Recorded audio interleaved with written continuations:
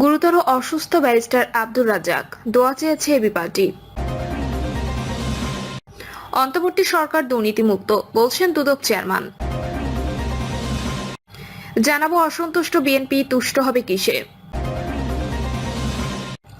এবং সর্বশেষ জানাবো সোনারগাঁয়ে আওয়ামী লীগের ব্যানারে নিষিদ্ধ ছাত্রলীগের ঝটিকা মিছিল। শুনছিলেন সংবাদ শিরোনাম, এবারে বিস্তারিত।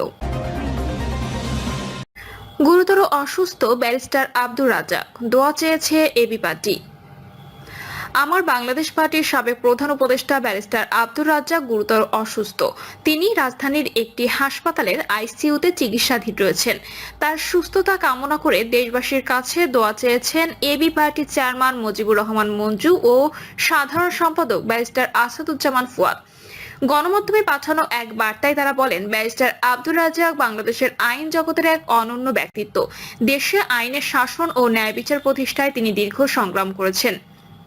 বিশেষ করে আওয়ামী লীগের ফ্যাসিবাদী শাসনামলে যেসব বিচারিক হত্যাকাণ্ড ঘটানো হয়েছে সেটার বিরুদ্ধে তিনি ছিলেন সবসময় সোচ্চার। ফ্যাসিবাদের রোষানলে পড়ে দীর্ঘ এক যুগ তাকে প্রবাসী জীবন কাটাতে হয়েছে।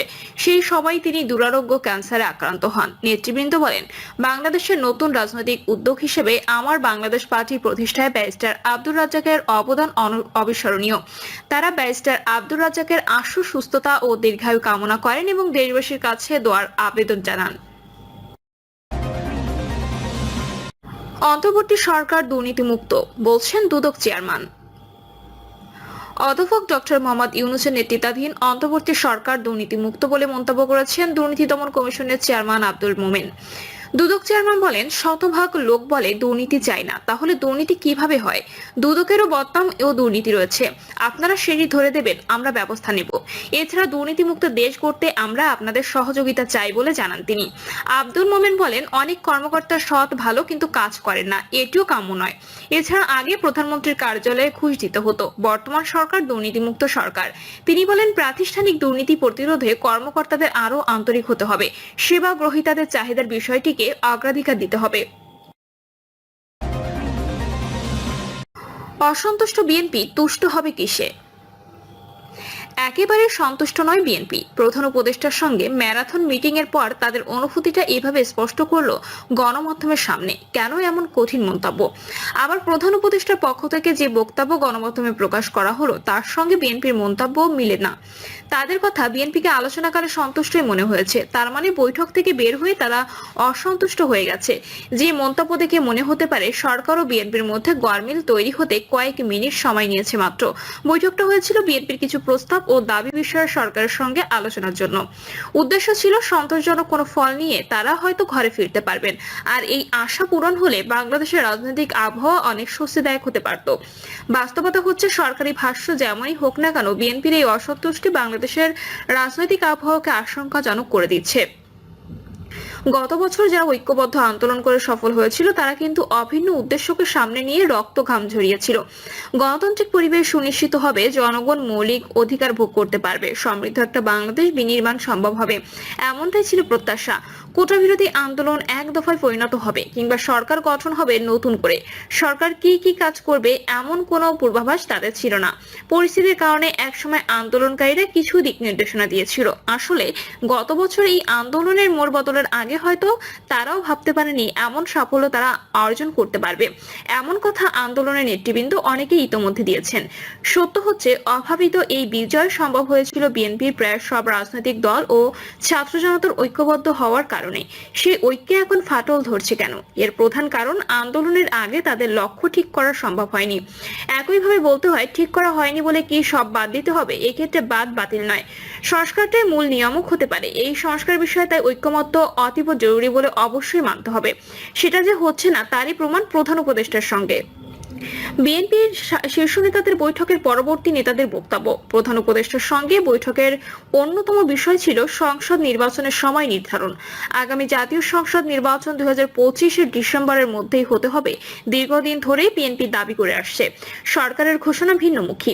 প্রথম অবস্থায় 2025-এর ডিসেম্বর নির্বাচনের সম্ভাব্য সময় বলা হলেও প্রধান উপদেষ্টা পরবর্তীতে সময়সীমা বেঁধে দেন।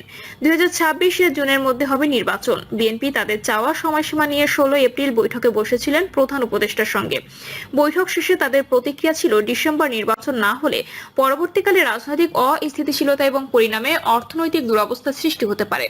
অসন্তুষ্টির ফল এতটুকুতেই বোঝা যায়। ডিসেম্বরের মধ্যে নির্বাচন সম্ভব নয় কেন, সেই জবাব জাতীয় নাগরিক পার্টি ও জামায়াত ইসলামের বক্তব্য থেকে পাওয়া যায়।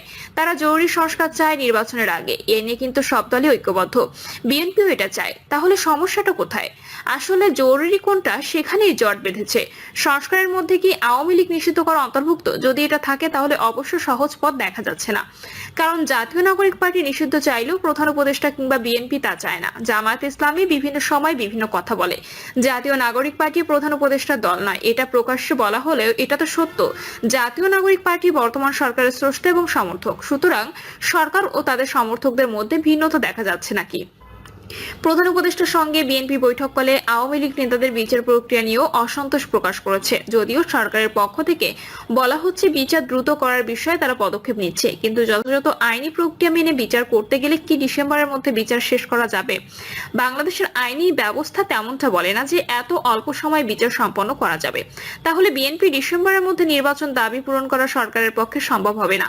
অন্যদিকে সংবিধান বিষয়ে দুটি পক্ষ সম্পূর্ণ বিপরীত মেরুতে অবস্থান করছে। সেই প্রমাণ পাওয়া গেলে 18 এপ্রিল বিএনপি ও জাতীয় ঐক্যমত্য কমিশনের বৈঠকের পর আগের দিন তারা প্রধান উপদেষ্টার সঙ্গে বৈঠকের পর যেভাবে হতাশা প্রকাশ করেছে, জাতীয় ঐক্যমত্য কমিশনের সঙ্গে বৈঠকের পরও একই মনোভাব প্রকাশ করেছে। সংস্কার কমিশনগুলো প্রস্তাবের অল্প কিছু ছাড়া অধিকাংশই বিএনপি মানতে নারাজ। তারা সংবিধানের মৌলিক অংশ পরিবর্তনের বিপক্ষে। বিশ্লেষকরা বলছেন, বিএনপির এমন মানসিকতার পেছনে তাদের দলীয় আদর্শ নীতি জড়িত। সংস্কার কমিশনের প্রস্তাব বাস্তবায়ন হলে 72-এর সংবিধান থাকছে না, অর্থাৎ মুক্তিযুদ্ধের সূত্র ধরে যে সংবিধান রচিত হয়েছে তাকে সরাসরি বাতিল করে দেওয়া মুক্তিযোদ্ধা জিয়াউর রহমানের দল বিএনপির পক্ষে সম্ভব নয়। তাহলে নিজ দলের প্রতিষ্ঠাতাকেই অপমান করা হতে পারে। জাতীয় নাগরিক পার্টির চিন্তা ভাবনাগুলোই মূলত সংস্কার কমিশন উপস্থাপন করেছে।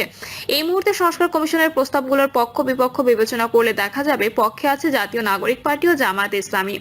এই মুহূর্তে জাতীয় ঐক্যমত্য কমিশন কাকে রাখবে কাকে বাদ দেবে, দলীয় শক্তি তথা জনমত বিবেচনা করলে বিএনপি ও বাকি সব দলকে যদি দুই পাল্লায় রাখা হয় তাহলে বিএনপির পাল্লাই ভারী হবে।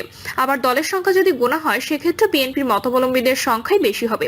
তাহলে জাতীয় ঐক্যমত্য কমিশন তাদের গৃহীত প্রস্তাব বাস্তবায়ন করবে কিভাবে? বিকল্প একটা পথ খোলা আছে, তা হচ্ছে সংস্কার প্রশ্নে গণভোটের আয়োজন। জাতীয় নাগরিক পার্টি কি আগের মতো গণভোট ও গণপরিষদ প্রস্তাবের পক্ষে জোরালো কথা বলবে? মাত্র 2-3 মাসে জাতীয় নাগরিক পার্টির শক্তিমত্তা প্রশ্নের মুখে পড়েছে। ইতিমধ্যে কিছু গণমাধ্যমে তাদের খোয়েঞ্জু দল হিসেবে বর্ণনা করতে শুরু করেছে, যাকে কেউ কেউ শৈশবে নিরাশা হিসেবে মন্তব্য করেছে। এই অবস্থায় তাদের প্রস্তাবিত সংস্কারের পক্ষে যদি তারা মাঠে নামে আর বিএনপি একা যদি বিপক্ষে অবস্থান নেয় তাহলে ফলটা কি হবে বোঝা কঠিন নয়। পরবর্তীতে পরিস্থিতিতে নাম কস্তে ভোটার নিয়ে নির্বাচন করার অবস্থা নেই।